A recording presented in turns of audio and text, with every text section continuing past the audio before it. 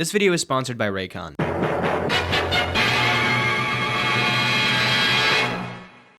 Everybody likes Spider-Man. Spider-Man is a hero by the people, for the people. He is easily one of the most universally liked characters ever made, but despite that, or maybe because of his insanely broad appeal, it feels like everyone is always mad about something when a new Spider-Man thing comes out. Even when it seems universally loved, there's always some portion of the fan base that's, for whatever reason, really upset at it, and you best believe they will let you know about those problems. Which is why one of the most special moments to be a fan of the character was the release of Spider-Man PS4, because it felt like a moment where, aside from some of the smallest and easiest to debunk controversies I've ever seen, everyone was just really happy about a new portrayal and a new universe. The biggest complaint I remember about the original game was that it had a collect-a-thon-y open world with no super memorable major side quests, which is a fairly valid complaint that was still really easy to overlook considering the quality of the rest of the experience. Spider-Man finally seemed to have a near definitive adaptation outside of comics that just about everyone could get behind. And then tragedy struck. Insomniac decided to give Peter reconstructive surgery, the Miles Morales spin-off had a noticeable drop-off in its writing, and then with Spider-Man 2, the floodgates really opened. It got brought into the middle of the culture war, people had problems with the writing, problems with the number of villains, problems with the rushed ending, and problems with the side content once again. And even though I did personally like both Spider-Man Miles Morales, and especially Spider-Man 2 on my initial playthrough, I have to admit, I have started feeling the same over the last year. I remember all the big, fun moments and the near perfection of this traversal and combat system, but also the lackluster and sometimes downright bad writing, the empty feeling of some scenes, and the hardly improved side content. And even right as I hit credits on the second game, I could tell there was a difference. Not because I thought it was a significantly worse game than the original, but I think I just believed in this world less. Despite seeing them go through so much, I felt less invested in these characters than ever. Despite there being a lot of good side quests, I felt less invested in the city of New York than ever. And for the first time in 5 years, I felt a little unconfident in where Insomniac was going with this series. And I thought for the longest time that what was most responsible for that was the side content, the side characters, and the writing. All of that was just making me less invested in this story and the people that it was following. So when I decided to play through this series again to give my thoughts on all of this, I went in expecting to see a significant downgrade between Spider-Man 1 and Spider-Man 2 in terms of its secondary activities and characters, or maybe just no difference at all, which makes the sequel a little disappointing because a certain level of improvement is expected. And then I got really confused, because both Spider-Man Miles Morales and Spider-Man 2 show improvements, significant improvements, on basically every front, not just gameplay like everyone likes to pretend, from the way things are packaged to what you actually do and who you meet. In fact, by the time I got to Spider-Man 2, it was such a night and day difference that when I paired it with what I view as amazing high points in the narrative that sometimes exceed the original game, it made me even more curious as to why I simultaneously felt like this was maybe the best game in the series, and also the reason I was less invested in this universe. So in this video, I kind of want to look at the world building and pain points of the Spider-Man games, which means that we're going to be focusing a little bit less on plot and gameplay and more on villains, characters, writing, and especially the side content of each of these games. So we can try to understand how Insomniac fixed almost all of the problems that were holding the first game back and ended up still moving a little backwards regardless. And I think the best way to do that is to go through each of these games, talk about how they handle each of these pain points, and maybe chart a path for the future of this franchise. That does mean that we're going to be talking a little bit more about the negative aspects of these games, but I also want to reiterate that I'm doing this out of love. I love all of these games, and I just want to see them get better. So strap in, hold on to your Spidey pops, because we're taking a trip to the mystical, magical city of New York.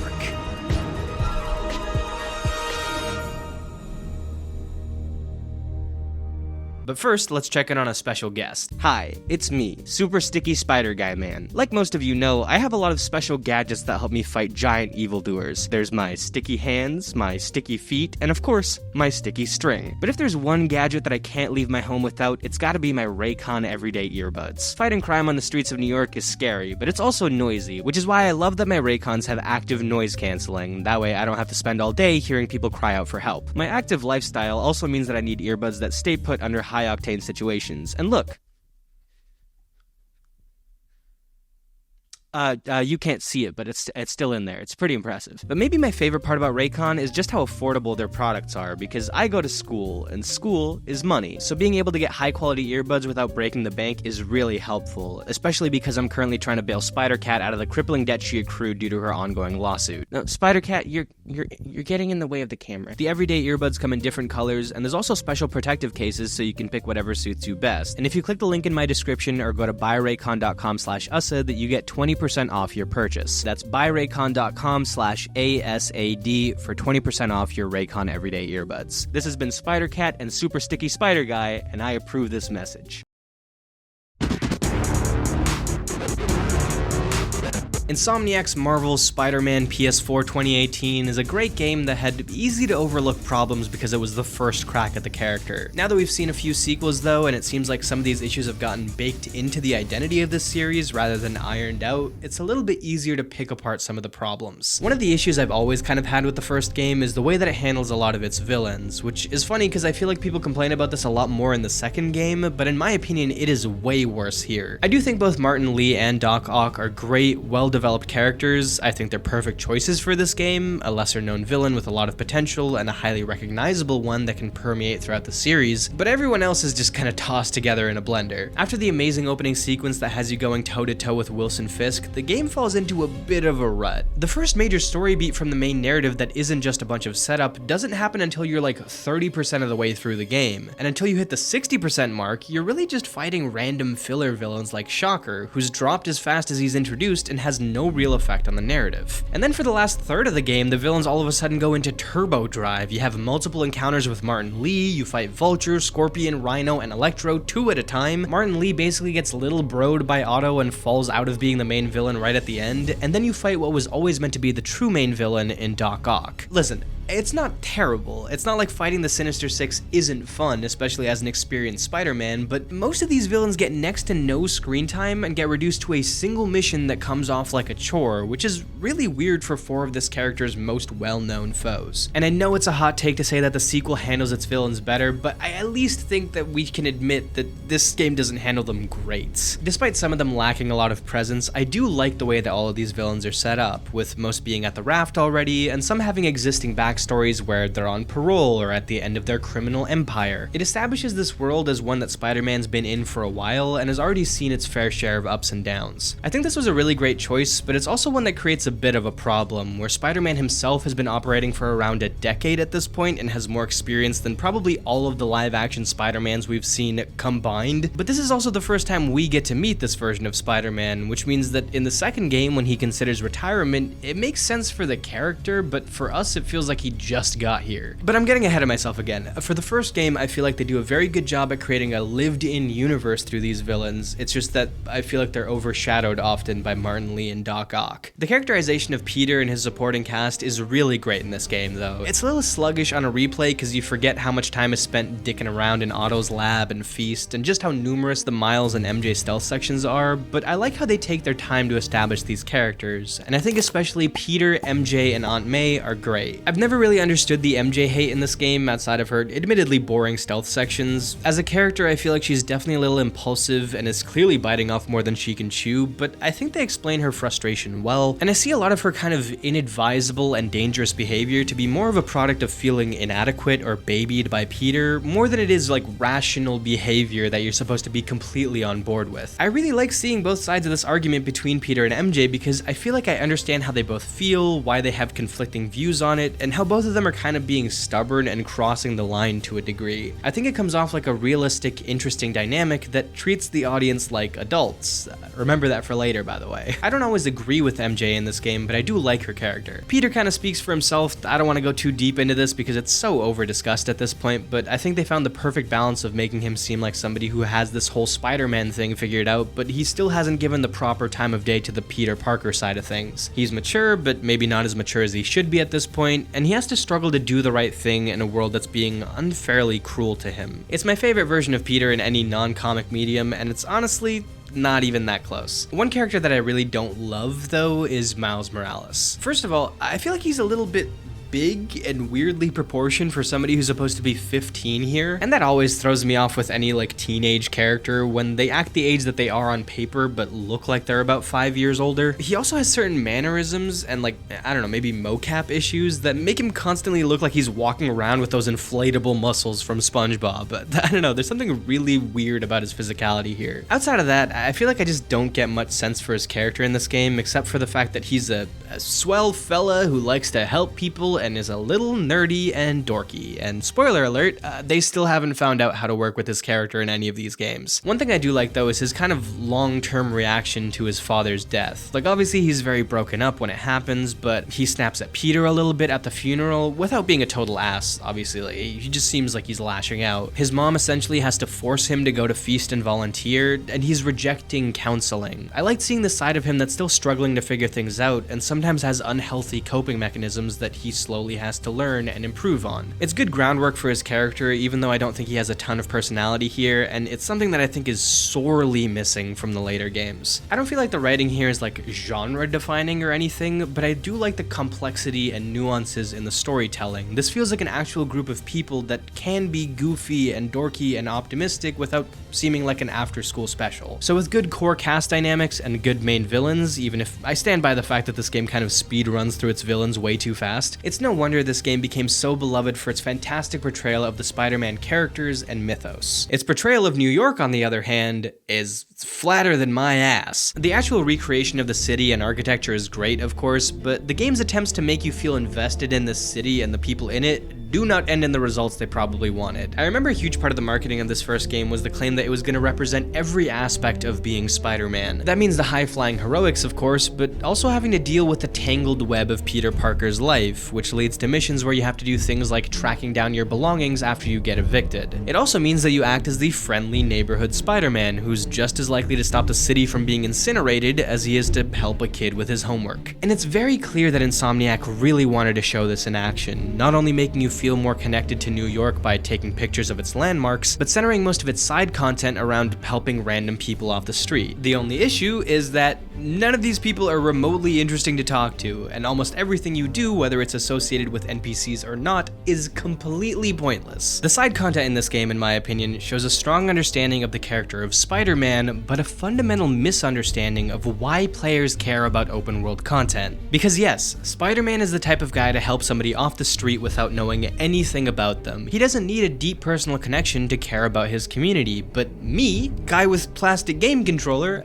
does. And you can view that as a little bit cynical, the fact that we parrot the mantra of with great power comes great responsibility, but we also would not be willing to do the things that he is willing to do in these games. But first of all, duh, I knew that already. The first day I'm getting spider powers, I'm yamming on LeBron James. Miss me with that great responsibility bullshit. And second, these NPCs are fundamentally just pixels on a screen that only exist for the time they're on my TV. It's not until you give them a personality and a backstory and a relatable problem that I can develop a connection with them and feel fulfilled in what I just did. This is not a one-to-one analog of helping a random person in real life. And to show just how much this game struggles with developing connections with NPCs, let's do something super excessive and talk about every single side mission in this game. Not all the miscellaneous stuff like the challenges, collectibles, or even the pigeon wrangling, we'll get to that in a little bit, but I want to take a few minutes to talk about what this game considers the full-on actual side missions. And for each one, I'm going to be including 2 time measurements. The character interaction time, which is the cumulative time you spend talking to any character whatsoever in this quest, and the character development time, which is how much time you spend actually learning about a character, even just their personality. Just any time that you're talking to a character and it's not purely functional in nature. I'm not insinuating that you need long, drawn-out dialogue to care about a character, but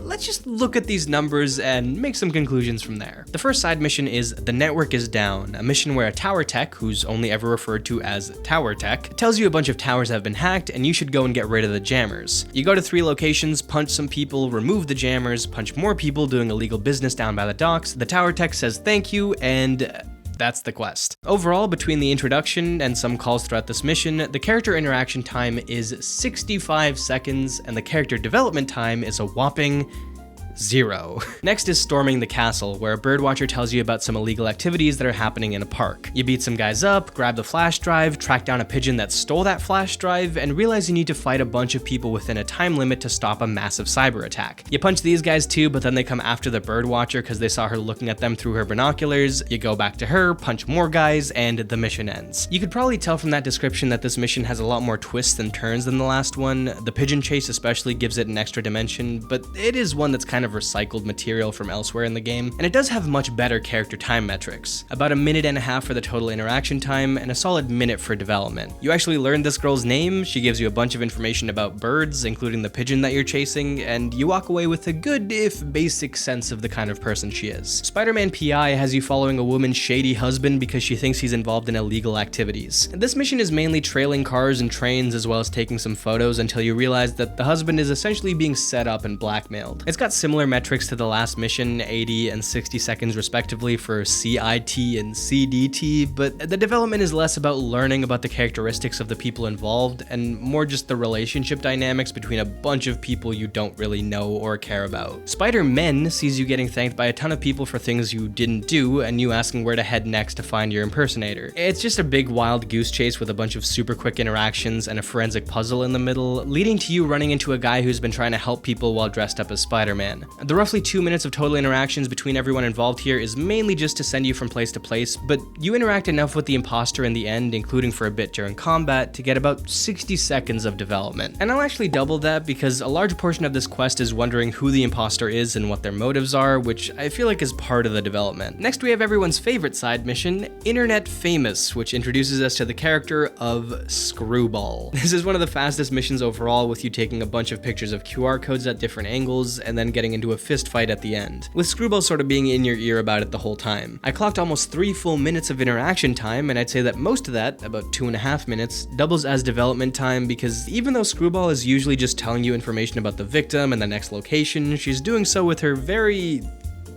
unique manner of speaking. There's also a ton of Screwball stuff in the DLC, but we're really just dealing with the main game here, plus it's all like challenges anyways. Snipe Hunt is in my opinion the perfect way to make a super short, simple side mission in this game. Here you have to take out snipers who are targeting people tied to Norman Osborn's political campaign under a time limit. You quickly swing through the city and take out these snipers, and then you're called in to stop a group of snipers who have taken civilians hostage, leading to a tough, tightly packed stealth encounter. The gameplay pacing here is great, and I love that this story is one that's grounded in existing concepts from the main story, that being Norman Osborn as a controversial and highly targeted figure, but strictly speaking with our definitions, there's just under 60 seconds of interaction time here with police, and none of it is spent developing anybody. The last standalone mission is Error File Not Found, where an officer is claiming that you're secretly working with Fisk because all the hard drives holding the evidence of his crimes have been stolen from lockup, and he blames you. You go out, find a truck full of hard drives, bring them back, but the cop is still skeptical of you until a huge group of goons attacks you both, you save his life, and he's like, you know what?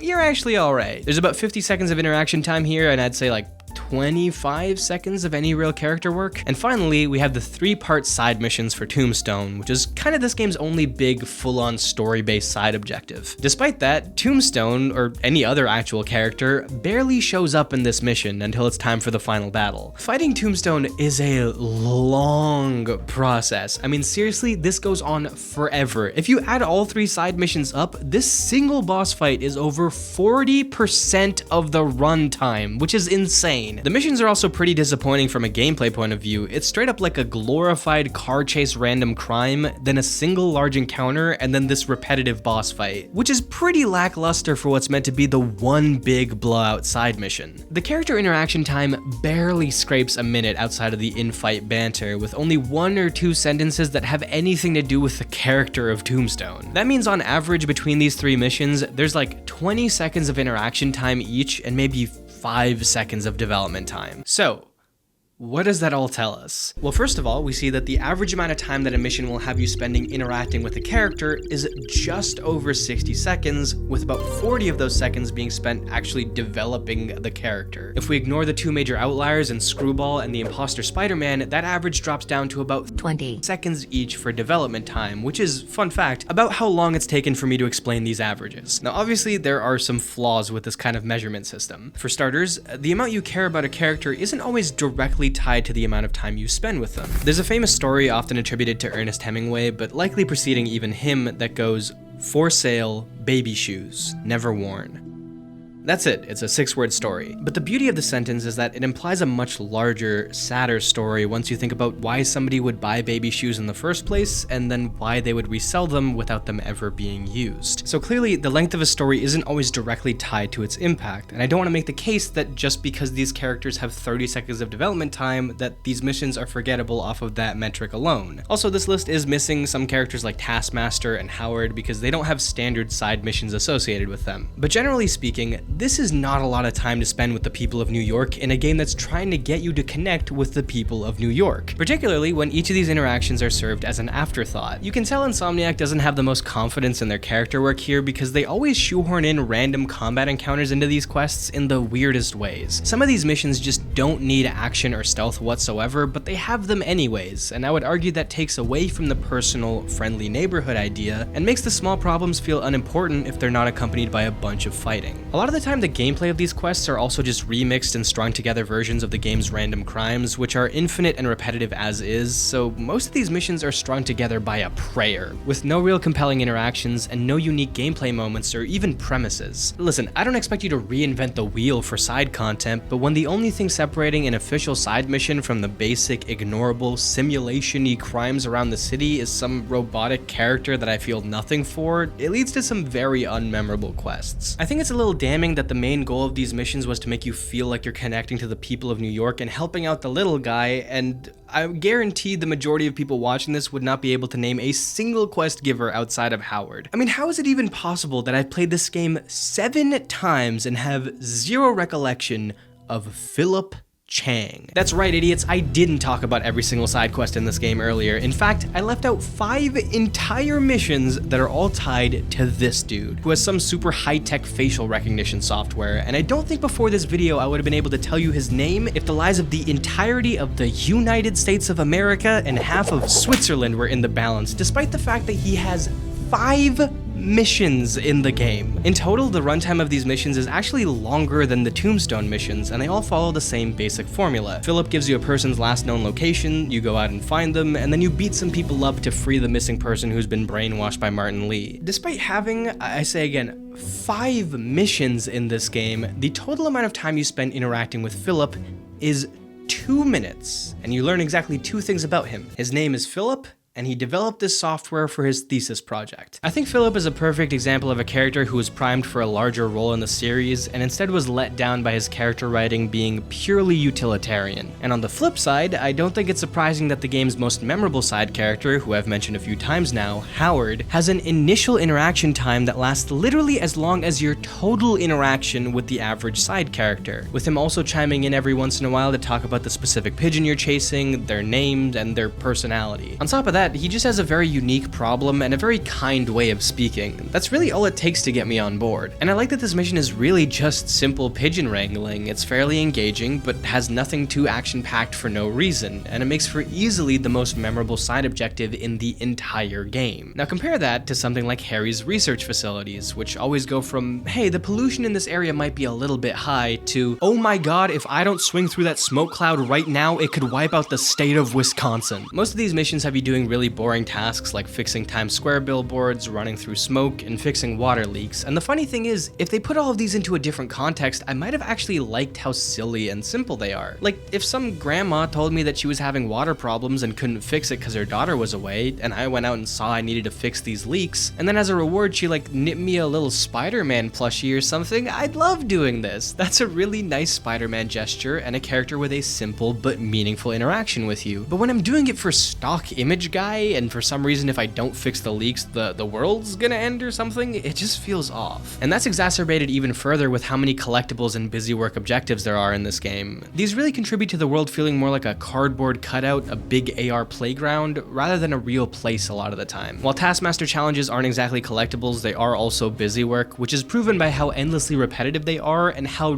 dinky the ending is. None of the challenges here have any relation to Taskmaster or his goal of trying to read your moves, and then it's topped off with 2 boss fights with Taskmaster where you, get this, beat him using one move over and over. You know, Taskmaster, the guy who learns and is able to duplicate and avoid your moves. Yeah, that guy. You just need to like throw a brick at him 10 times and you win. Taskmaster's entire presence seems like a fancy front for what's essentially random repetitive side activities spread across the city, which is also exactly what you could say about the enemy bases in this game. There are, in just the main game, 4 different types of enemy bases and 19 different bases overall. All of these are basically the same as each other with very slight differences. Mainly, the enemies have different levels of armor, the layout of bases varies slightly, and like the way you get in there is different, but each of them is just 10 to 15 minutes of wave-based combat, which means 3 to 5 hours of this game's completionist run is in just the bases, which is crazy. What's even crazier is that the only thing these bases really give you is a few tokens. There's no real story to any of them until the DLC, where they once again do the absolute bare minimum and end up with yet another forgettable side character. Tackling bases doesn't change the world state in any meaningful way, and your reward for finishing all the bases of a certain type is a single character saying a single line about how you did a good job, and there's now less of these people in the streets, and then it just ends. I feel like when people mention that Spider-Man 2 feels like it has less side content than the original game, the fact that about 5 hours of that is just structureless, storyless, mindless fighting should probably be taken into account. By the end of my Spider-Man 1 playthrough, something became very clear. The main cast of characters, the way they're all written, and the universe they've been placed in are all very fleshed out and engaging outside of a couple of bumps along the way, but the overall world, the tertiary characters, and the side content feel vapid and have only gotten less enjoyable to engage with on replays. And as the games have gone on, it feels like that dynamic has flipped entirely, with the overall open worlds becoming infinitely more fun to engage with, again, outside of a few bumps, but the main cast of characters all essentially turning into a bubblegummy archetype of themselves who all go through the exact same character arcs as one another. And to show the first half step Insomniac took in both of these directions, I think it's finally time that we move on and talk about the half sequel to this game, Spider-Man Miles Morales.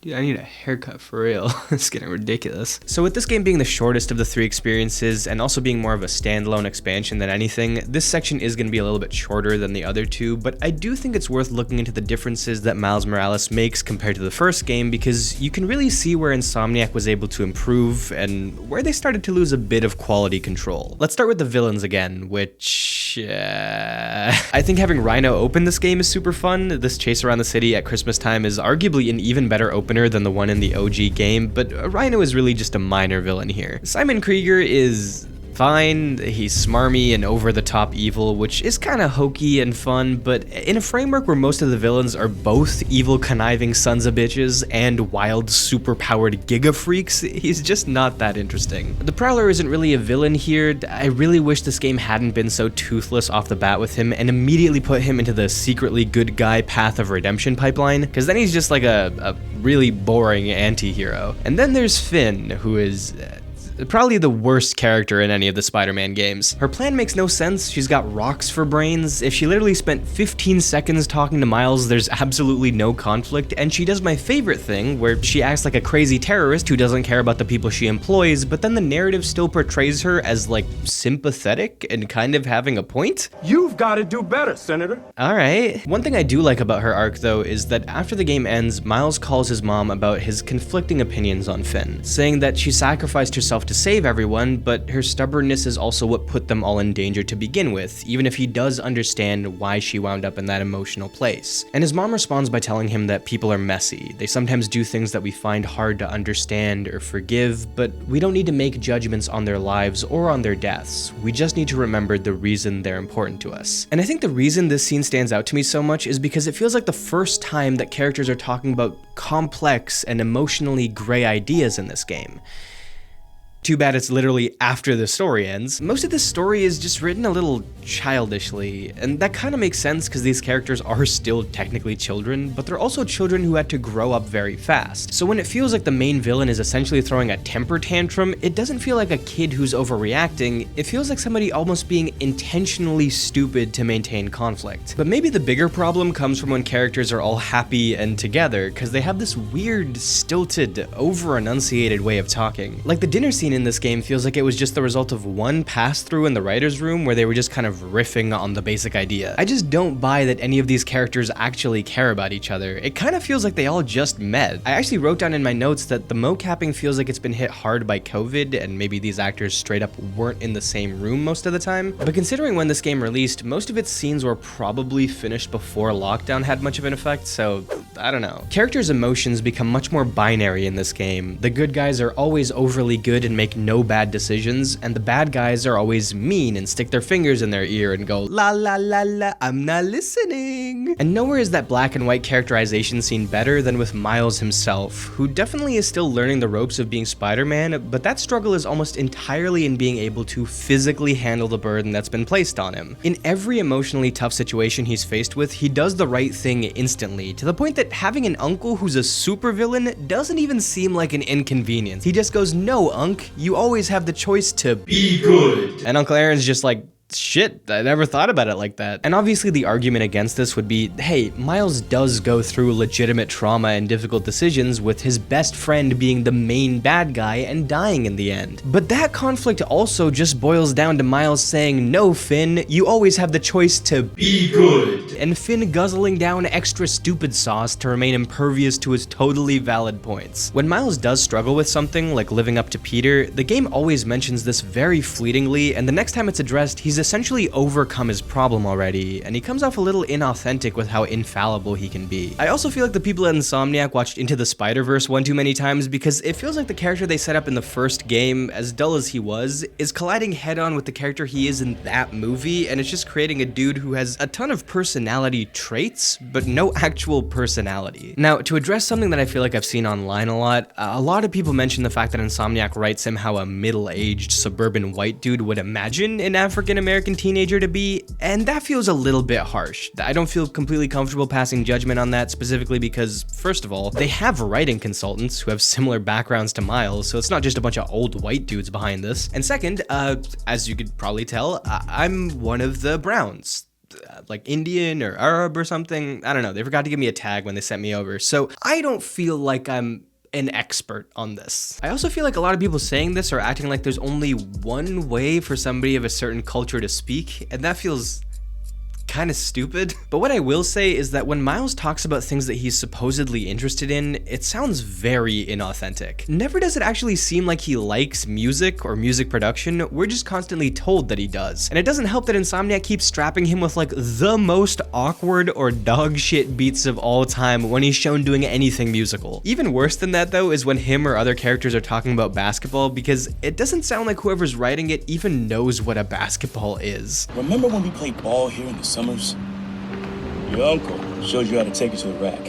Well, I demonstrated how to throw it down with authority. Man, I bet you already forgot what I taught you. Feet set, balance, rise up and follow through. This sort of sounds like an alien talking to his buddies about the orange roundy hoops he saw while visiting planet Earth. With all that said though, what this game does nail a lot better than the first game is developing the broader world of New York and giving you a sense that you're actually being a friendly neighborhood Spider-Man. And that all starts with one of my favorite later additions to this series, the Friendly Neighborhood Spider app. It reduces map clutter, makes you feel like you always have a new thing to tackle in between story missions instead of just having to head straight to the map and systematically grab everything, and it builds a stronger connection between you and the people of the city. I think this game realizes that the first one's side quests operated in a bit of a middle ground where they weren't fast enough to feel like quick, nice acts of Spider-Manning, and they also weren't deep or long enough to build actual connections with most side characters. And while the latter issue doesn't get truly addressed until Spider-Man 2, the compromise they came to here was to create truncated versions of side quests labeled as activities, which do see you spending a minute or so doing something small like knocking icicles off a crane or putting out fires, and then in the few actual full side missions, a lot of characters you meet are tied into the main story, creating a small, tight-knit Harlem family that permeates through every part of the experience. A great example of this is the mission Robbers Target Local Biz, where you track down a group of thieves who stole toys that were meant to go to Feast. Not only is including Feast here a good way to get you invested in this mission, since that organization has been a big part of these games, but it also ropes in the existing character of Camilla, who lives near Miles and has been in the story already. She apparently caught the robbers in the act and got kidnapped in the process, so you save save her, she's very thankful and sweet, and then you go and take out the robbers. It feels much more personal. The end of the main story also features a ton of characters that you helped in the side quests, with them even keeping your secret identity after seeing your face, including the bodega owner who lost his cat, and Gloria, the feast worker. A lot of the actual missions are just as quick and simple as the ones you do in Spider-Man PS4, they even roughly have the same time metrics, but they just have more staying power because of the increased focus on the people that you're helping as more than just little quest icons. Teo, the guy who runs the bodega, has a distinct personality. He loves Spider-Man and even named his cat after him, but doesn't like the idea of you running around like you're that guy. But once you go out and save his cat, you immediately see him light up, he reluctantly accepts you as Spider-Man, and you get a unique suit out of this interaction also.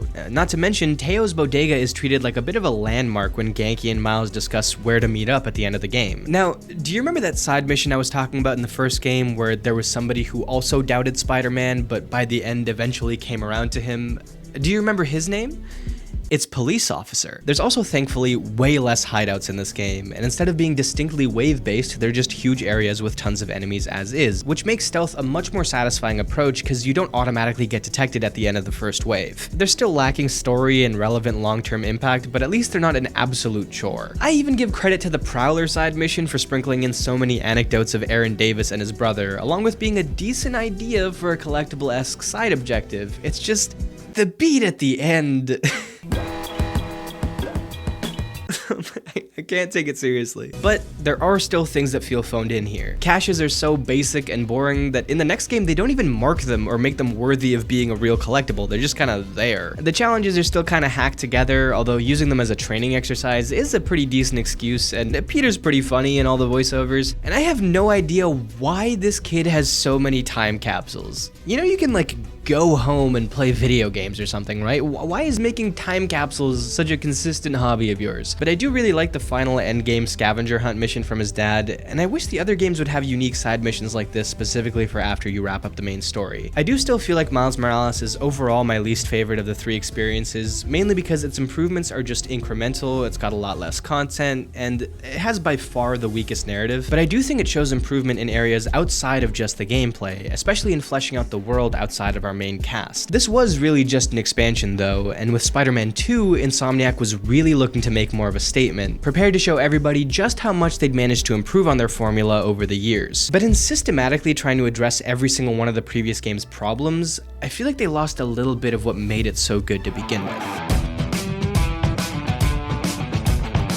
So for this section, I kind of want to flip things around. I want to talk about the side content first because I feel like that's better, and then I want to talk about the writing and characterization after. The first thing I think this game deserves credit for is improving the basic way side objectives are packaged. Not only does it continue to use the Friendly Neighborhood Spider app, but most activities have clear visual indicators in the world itself that naturally draw you to them. Also, most activities or collectibles are only placed on the map once you've gotten into close proximity, avoiding the messy, overstimulating map of the first game. Just like Spider-Man 1 had a dedicated side mission to a single villain in Tombstone, Spider-Man 2 has the Flame quests, which are, and I cannot stress this enough, around 1 billion times better than the Tombstone stuff. Not only do these missions have their own sort of vibe within the game, with cultish imagery, castles, darker undertones, and enemy types that literally try to brand you mid-combat, but the central villain and slowly unraveling mystery have so much more presence. Not for nothing, but this string of missions is not only 3 to 4 times longer than Tombstone's, but using the same metrics as I did for the last game, I clocked the cult leader's interaction time at around 4 to 5 minutes, with most of that spent providing some type of development. And this mission also features Wraith, who, even if I think they dropped the ball on character-wise, runs around 6 to 10 minutes of interaction time depending on what you decide to count, which is almost as much as every single side character from the last game combined. Plus, it's got a really great twist ending and a pretty fun boss fight, and honestly,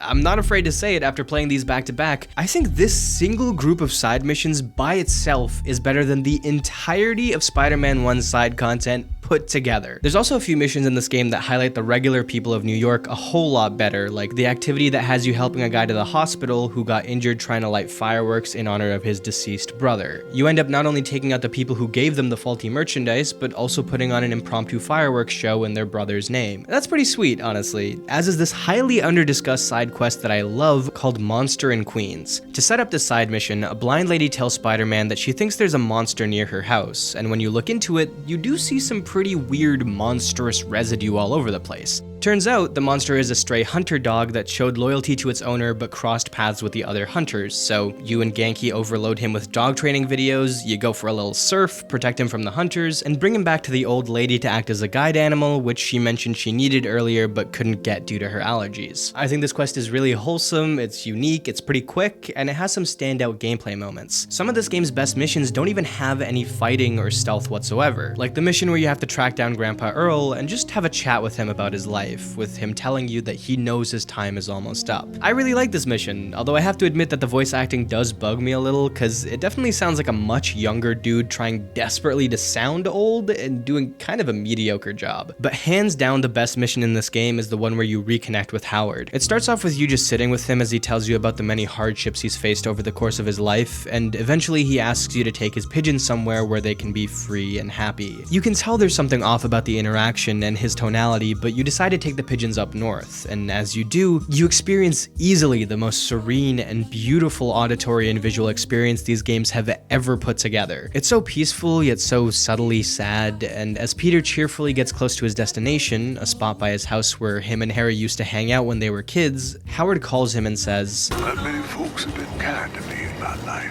You remember how I said that not all interaction time is equal? This is just one sentence, he doesn't even fully finish the thought, but it's such an emotional gut punch. And when you get back to reconnect with Howard after setting his birds free, you find that he's passed on, but seemed to do so in peace. It's a really great side quest that proves what I said about the first game, which is that you can absolutely have slow, simple missions that are heavy in characterization and low on combat. And my only teeny tiny complaint is that I just feel like this mission should be a Peter exclusive one, since him and Howard have a much longer history together. I feel like it says a lot that this game has 4 to 5 missions that would easily be the best mission in Spider-Man 1 if it was just placed in there instead, especially considering that game has like a dozen side missions total. On top of that, from a gameplay and story point of view, the hunter-bird objectives are a much more enjoyable spin on the pigeon chases. The enemy bases are not nearly as mind-numbingly repetitive and numerous, and each one gives you insight into Kraven and his family, which is pretty interesting. And even the challenges around the city are way more engaging. I wish it wasn't only Miles that could do these, that's kind of a strange decision, but the Mysteriums are way more fun to tackle than the forced challenges of previous games. And not only does it come with a fun little twist ending, but considering the challenges in 1 led to a completely phoned-in Taskmaster fight, and the ones from Miles Morales led to a recycled Vulture fight, this one ending in the multi-part, trippy, spectacle boss and challenge combo that it does makes the others feel downright embarrassing in hindsight. The Cultural Center mission feels like it could have used a little bit more fleshing out, but I still think it has an engaging enough story to hold its own weight. And one of the more divisive missions that I actually really like is the flashback of a young Peter learning how to balance his double life. We see him biking over to the Bugle to sell J. Jonah Jameson a picture of Spider-Man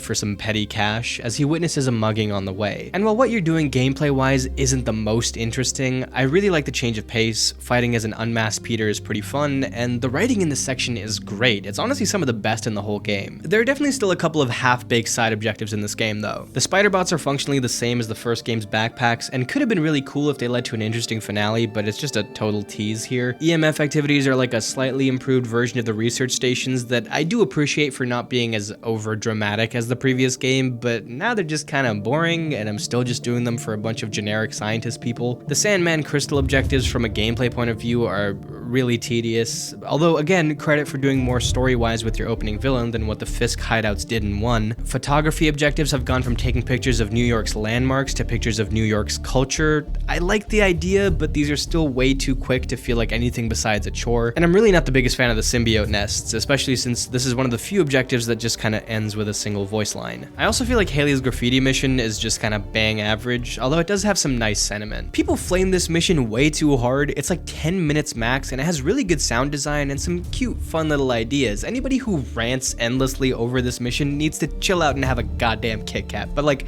it's also not great. It's got a really antiquated graffiti mechanic that makes Infamous Second Son's also antiquated graffiti mechanic from 10 years ago look like high art. It also features a side character with next to no development interacting with 2 even sider characters that don't exist before or after this mission, so it's kind of hard to get invested in any of this. It just feels like they didn't get past the idea phase case here. Still, none of what I've talked about here is worse than anything that's found in Spider-Man 1, and a good chunk of it is significantly better. And one of the things I wanted to do with this video was to acknowledge that very clear and commendable rise in quality that's kind of hard to notice without actually breaking down the game side by side. There are some pretty big improvements here that I didn't even acknowledge when I first played through the game. So then I started wondering why I didn't acknowledge it, and why I felt over time that this game's side content wasn't actually that good. And as silly as it sounds, I genuinely think it comes down to one single group of early side quests that almost single-handedly torpedoed my perception of this game's open world content. Because the thing is, while Spider-Man 1's open world content is almost altogether completely forgettable, it's also not sufficiently bad. The only quest line people find legitimately frustrating or annoying is Screwballs, and it's not only the shortest one, but she's way more associated with the DLC than anything. But here, there are a few truly bad quests that always pop into my head when I think of this game's side content, and I genuinely think they helped blind me from a lot of this game's merits by just how distracting they were. And yes, I'm talking about the Brooklyn Visions missions. These are all so bad. And before you even ask, no, it's not because a couple of the characters in one of the missions are gay, okay? I could not care less. I'm talking strictly about the structure of these missions and how they're presented. The most tolerable of the three is the mission where a group of students tells you that a rival school has stolen the team mascot before a big game and you need to go get him back. First of all, I think it says a lot that I didn't even realize that they were talking about a mascot and not a real person the first time I played it until I actually wound up finding him and bringing him back. This one has no annoying NPCs, but it does have a special puzzle mechanic that's not only barely a puzzle most of the time because it's so unbelievably simple, but it's also, like most puzzles in this game, completely antithetical to the highly kinetic nature of the rest of this game, while also being a lot longer and more tedious than those other puzzles. And the one time it does open up, the dumbass kids who made it put down color-coded arrows to help you figure out where to go. Now you're just straight up telling me the answer, Chief. The other two are even more frustrating though. Homecoming is contrived in its entire premise with an unnecessary combat sequence and an overall problem with the generator that seems so cobbled together, but even that would be fine if the two guys this story was about weren't astronomically stupid. The one who set up this apparently super elaborate plan to ask the other dude out to Homecoming somehow manages to mess up every single part of it. Like, the instructions on where his date needs to go are on the other side of the whiteboard. How would this have worked if Spider-Man hadn't conveniently shown up? The banner that's supposed to unfurl for the next message is stuck, so Spider-Man has to pull it down, and one of the two screens doesn't even work, so Spider-Man has to zap it. And genuinely, I can't even describe how annoyed I get at this other dude for going through this slapdash, half-assed little scavenger hunt, only for it to end with a clear declaration of love and a screen that says home and another that's clearly malfunctioning, and he just goes, home? Huh? What? Home? What? What are you trying to say? You both have CTE, okay? Go to the nurse's office. But what absolutely takes the cake as my least favorite mission in this game is lights, camera, action. This one starts off with a student telling you that they're trying to get photos of the school for a project that's due soon, but their drone broke, so you have to go out and you fix it. Problem solved, right? But no, for some reason this kid asks you to take the photos they need now, and then extra photos that might be nice to have, and then a big old panoramic shot. And then they like kind of joke around about like, ooh, I don't need anything else unless you want to do 10 hours of editing for me. This is your job. You have time to do all of this. If you're late, it's on you. I fixed your problem. Now you're just kind of bossing me around. And I'll admit, I think this is just the student in me talking. I just have PTSD from all these lazy pieces of shit who just tell somebody else to do their work for them. But this mission and all of the Brooklyn Visions missions feel like the students being entirely incompetent and taking advantage of Miles, not because they have a real problem, but because they can't do anything for themselves. And just like what I said about the first game, I believe Spider-Man would help these people. That's what he does. But I don't want to help them. They come off needy and lazy. It left a bad taste in my mouth and made me falsely believe that a lot of NPCs in this game were bossy and inept, which they're not. It's really just these ones, and I think the game would be significantly better off if this group of missions was just removed entirely. Considering how early you unlock this also, it just sets you off on the wrong foot. At the end of the day though, I do think this game beats the mediocre open world allegations. There's still room for improvement of course, but a lot of these missions here set a pretty high bar for any future entries in this series, and I feel a little bad that I didn't notice that when I first played through it. But Spider-Man 2 has another major allegation, a bad writing allegation, and as much as I want to be on its side, because I really do like some of the story beats and sequences, It is true. This game can have some really sloppy writing sometimes. I do want to defend it on some fronts though, specifically that this game ruins Peter's character. People claim that he's always getting saved by someone, and even in terms of strength he's been completely nerfed, but honestly that feels a little bit nitpicky to me. Like, yes, Miles stops him from getting punked a few times, but he usually does the same thing for Miles a few seconds before or after, and I feel like people just ignore that. He also, looking back on it, has a lot of the best side quests, has the majority of the focus in the main story, his relationship with Harry is fairly well developed, and the best parts of the game revolve around him with the symbiote. Also, I am so tired of seeing you goobers bring up this whole fridge thing. He's clearly more caught off guard than anything, and he literally yeets it off of him a second later. This does not ruin his character, relax. In fact, I think the actual problem is that Peter is the only one who has consistent and nuanced character flaws. If anything, he's the only character that's done justice, and everybody else is just like one-dimensional and interchangeable with each other. They're all quirky, dorky geniuses with an insatiable drive to do the right thing, but they also have a layer of self-doubt that's hardly explored until they reach the climax of their emotional arc, and then suddenly they start talking about a bunch of stuff that never even got established earlier in the story. All of those emotional arcs, by the way, are the same as one another. For each of our main characters, the journey of self-discovery they go on is, I think I'm a failure and not living up to my potential, I am not getting recognized by somebody that I deeply care about, I am angry or sad, but actually, I've come to realize that the best thing any of us can do is try. Not only is that way too similar across the board to be considered a theme and is more just one-note writing, but also all of these problems are so poorly established before they hit a boiling point. There's exactly one scene where Harry witnesses his dad embracing Peter in a way that makes him jealous, and it doesn't even make sense with the rest of the narrative because Norman loves Harry in these games, but whatever. There are exactly no scenes that establish the fact that Peter feels like he's not doing enough as Spider-Man or that he's been letting the city down before the symbiote allows him to be finally everything everyone needs me to be.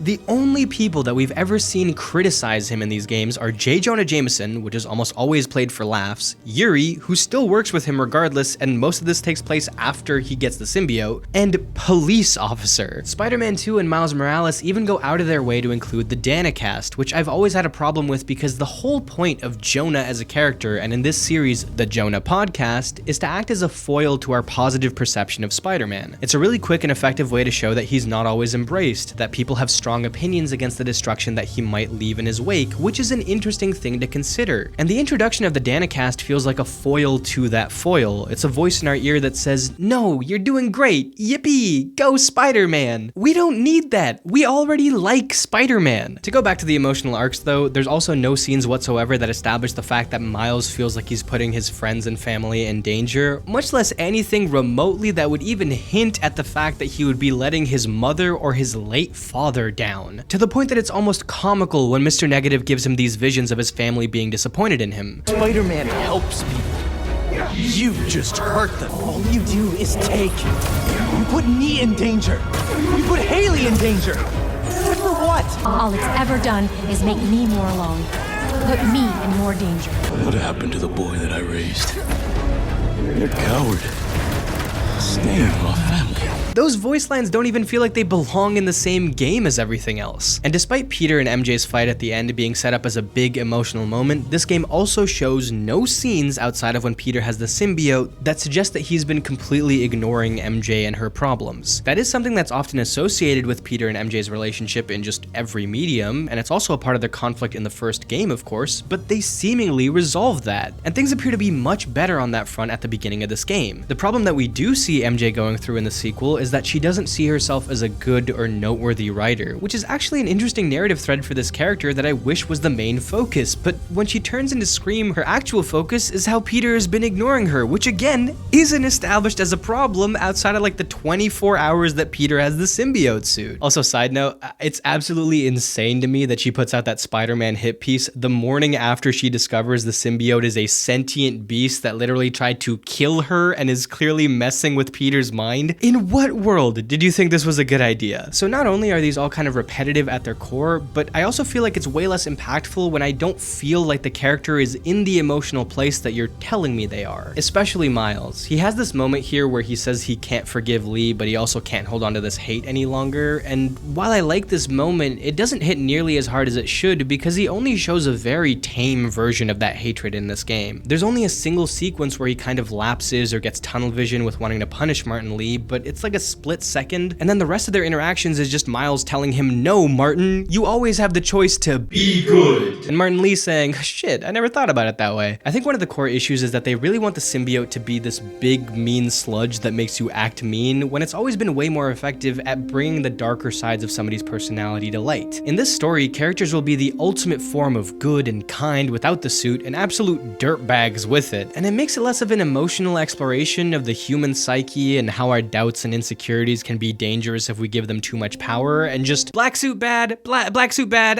get it off. And that's a little disappointing. I also have a theory that the reason that these characters are so cheerful and corporate, like annoyingly so in most of the scenes without the symbiote, is to draw this harsher line between good and bad. And I feel like that falls on its face a little bit. Not to mention it gives us moments like the Coney Island mission, which is straight up written like an episode of Paw Patrol. Hey, Pete, this is the best night of my life. Hey, Harry. Me too.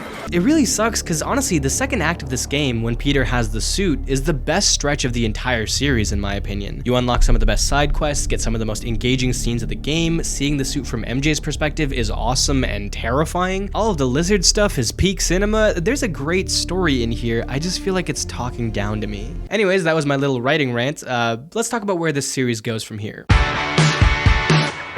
Oh shit, I forgot to talk about the villains. I like the Lizard, I like Kraven, I like Venom. I don't think they step on each other's toes really. I think the way the story passes over from one to another is way more natural here than the first game, which sort of felt like a last second swap out. And most of the other villains here are just establishing more lore. Honestly, I really don't know why people hate this.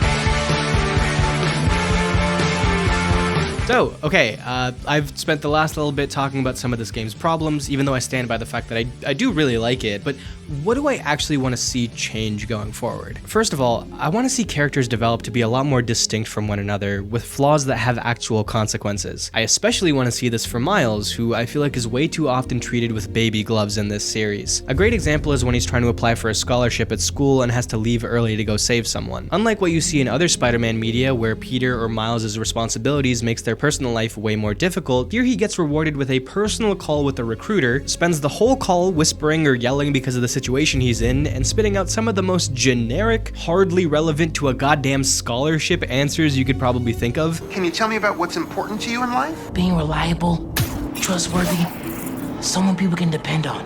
Very interesting. Why do you think you'd make a great addition to our school? I don't give up. And, I care about doing the right thing. I won't let you down. Fascinating. And at the end of it, the recruiter is just like, "Wow, excellent. Well, you seem like the greatest and brightest student I've ever seen in my life. Let's have a personal meeting to discuss your future." They even sort of try to play this off like Miles is being inconvenienced by being Spider-Man because he couldn't have a proper chat with the dude, but I don't know, man. This feels like a pretty incredible outcome for him, and the guy was more than understanding about the whole thing. I mean, even in this game, when Peter has to go off and be Spider-Man, he immediately gets chewed out and fired for leaving his students. And I just don't get why Miles is exempt from any real hardships unless it's the extreme of death of a close friend or family, which is also, by the way, something that he's never been at fault for. He's yet to truly fail at things or make personal sacrifices like a young Spider-Man should. Even with Finn, she just straight up refused to listen to anything he said. He didn't fail, she just put her head in the sand and effectively got herself killed. Also, for the love of God, please give this kid an actual personality in the next game. He clearly doesn't like music, and that's all you've given him. Other than that, I like the direction this game went with its NPCs, but I would recommend making sure that the player is naturally inclined to help these people implicitly. For example, unless you're intentionally portraying a meaner character, don't have NPCs boss the player around, because the few characters here that came off as demanding really held my attention and made me reflect poorly on the entire batch of tertiary characters. And I also hope that in future entries, Insomniac tries to separate the open world activity types from what already exists in this series. I mentioned a lot of things in this game that are essentially improved versions of something that was found in the last game, but I think because they're so similar in concept that those improvements are a lot harder to notice initially. But most of all, I just want to see a story that isn't afraid to display negative emotions, hardships, and conflicting opinions without tying it to some kind of evil MacGuffin or brainwashing. I do think Insomniac really does understand Spider-Man at his core, and they love working with this universe, but they have started to lose some of the nuances as they've gone along. Whether we actually see these improvements going forward remains to be seen, of course. Because on one hand, what they're doing is still clearly working. This game was insanely successful, although the budget is definitely a concern, and I think a lot of the common complaints I see about it online are a little bit unfair. But there are also elements of each of these games that hold them back from being truly genre-defining pieces of work, despite being right at the precipice of that. And just like they took some of the open world design critiques to heart from the first game, I really hope for the next one they continue to improve on that front while also ironing out some of the writing and character work. If you want to see a bit more Spider-Man content from me, I have a video going through some of the Insomniac Spider-Man hot takes over on my second channel. If you want more superhero stuff and you missed the last video, it's a big ol' horror breakdown of Arkham Asylum. It's probably my favorite video I've ever made to date, so go check that out. I hope you enjoyed, and I'll see y'all next time.